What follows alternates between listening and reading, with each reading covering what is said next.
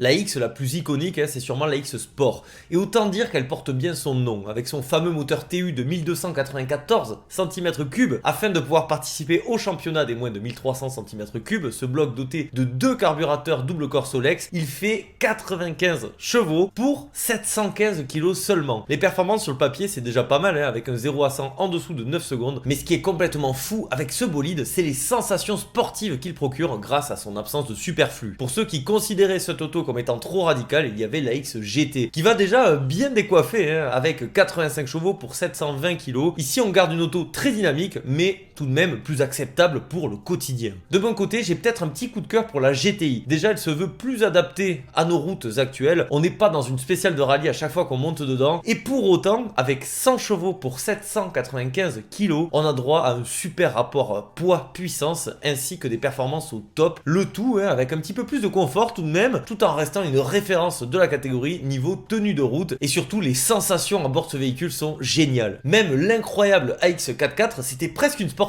avec 75 chevaux pour 820 kg. Mais ici, le véritable avantage de cette auto, ça sera de proposer des aptitudes tout-terrain, en faire presque pâlir une Fiat Panda 4x4. Et ça, c'est pas donné à tout le monde. Et si je vous dis qu'il a existé une AX 1,6 litre turbo d'une puissance de 480 chevaux, oui, pour 800 kg, vous allez me dire, foutaise, Atmo, arrête de raconter des conneries. Eh bien non, elle a bien existé, c'était l'AX Super Production, et je peux vous assurer qu'elle porte bien son nom. Ici, clairement, l'idée, c'était de redorer l'image de Citroën dans le sport automobile, après l'échec de la BX4 TC en groupe B.